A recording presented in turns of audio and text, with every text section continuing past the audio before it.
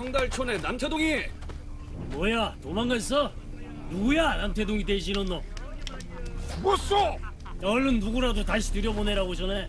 민방위 훈련 대리 출석한다는 소린 들어봤어도 먼 옛날엔 입에 풀칠하기 위해 남 대신 전쟁터도 나가야 했다는데 때는 아비 대신 새파랗게 어린 아들마저 칼을 들어야 했던 헬조선시대.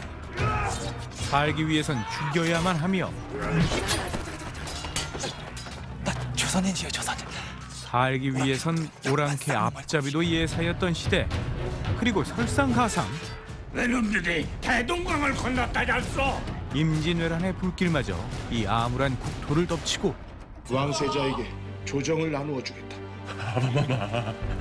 솔지에 왕자를 보필하게 된 이 비정규직 군대의 악전 고투가 시작되니 지옥이로구나. 디렉터스 컷 오늘의 영화 대립군입니다. 마라톤과 좋지 아니한가의 정윤철 감독이 무려 9년 만에 신작을 내놨습니다. 늘 일상적인 휴먼 드라마를 즐겨왔던 그가 대작 사극으로 돌아왔다는 것부터 화제를 모았는데요. 하지만 감독의 주제의식은 변하지 않았다고 밝히고 있으니 그 일관된 테마는 바로 자아 찾기의 여정을 통한 인물들의 성장 스토리에 담겨 있습니다. 때는 임진왜란 발발 직후 어찌 조정이 백성을 버리? 난 외놈들 손에 죽을 수가 없다. 죽더라도 천자가 있는 명나라에 가서 죽을 것이야. 나라를 버리고 내빼시겠다니 이보시오 임금님, 이게 무슨 소리요? 게다가 빨리 들어가. 누군가 저도 북방에서 온 놈들인데 정규군이 아니옵니다. 임시 조정인 분조를 떠맡은 왕자 광해를 보필하는 임무는 생계를 위해 남 대신 입대한 대타들의 부대 대립군의 몫이었죠. 나라가 망해도 우리 팔자는 안 바뀌어. 의병이 집결하는 평안도 강계까지 광해를 호위하는 것이 이들의 미션. 허나 대립군의 수장인 토우는 임무가 만만치 않음을 직감하고 있었으니 이 국가 비상시국에도 낮에는 몸단장에 힘쓰느라 여념이 없고 맹자께서 말씀하시기를 밤에는 학문에 힘쓰느라 여념이 없는 왕자님. 갈 길이 먼데 툭하면 올스톱이라. 이거 뭐예요? 결국 적들에게 꼬리가 잡히고 맙니다. 무방비 상태의 기습으로 인명피해 속출하고 무엇보다 중요한 건 어쨌든 현직 임금 대행인 광해의 안전. 그런데 이 시각 무엇이 중요한지도 모르시는 왕세자 저하. 왕자님도 구하고 겸사겸사 패대기도 치는 토우. 그렇게 끌려나온 세자는 어리둥절할 따름. 어리둥절한 일은 이뿐만이 아닙니다. 분명 이 정도 거리면 각궁일 텐데 외놈들이 각궁을 써? 화적대도 아닌 것 같은데. 명탐정 코스프레 와중에 세자의 호출을 받은 토우. 목숨을 구한 상이라도 내리려나 설레던 순간 내가 목숨보다 귀히 여긴다지 않았느냐? 고작 책 때문에 책만 잡히고 이 상태로 원행을 계속할 수 있겠습니까? 평지는 위험하니 산길로 가시지요. 이 결정을 후회하기까지는 오랜 시간이 걸리지 않았지요. 사공도 없는데 본격 산으로 가는 어가 행렬. 딱히 다른 방도는 없는 상황에서 죽어나는 건 말단 대립군들이었으니 에이씨, 이거는 외놈들이 문제가 아니라 저놈은 가마 메고 가다 뒤지게 생겼네. 여기서 영화의 첫 번째 디렉터스 컷이 시작됩니다. 대장 저 배알이 꿀리니까 저 지랄하는 거 아니에요? 남을 대신해 전쟁까지 치르게 된 백성들의 불만과 혼란이 극에 달한 상황. 하지만 이렇게까지 해서 가야 하는 건지. 신부는 하늘과 땅 사이지만 왕세자인 광해도 마찬가지. 기껏 써온 병법수도 다 타버리고 전쟁에 대해서 아는 게 하나도 없는데.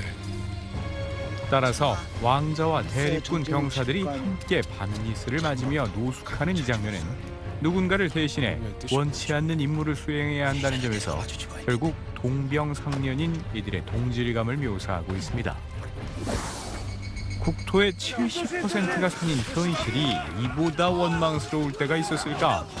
예고된 운전자 과실은 아찔한 전복사고로 이어지니 대충 견적을 뽑아보던 토우. 결국 차보다 사람이 먼저임을 몸소 실천하고 마는데 왕실의 물건을 함부로 부순 것은 영모나 다름없는 중죄. 병사들의 억하심정도 폭발 직전이던 그때 멈춰라. 됐다. 갈 길이 머니 어서 가자. 의외로 쿨한 왕자님의 새로운 면모.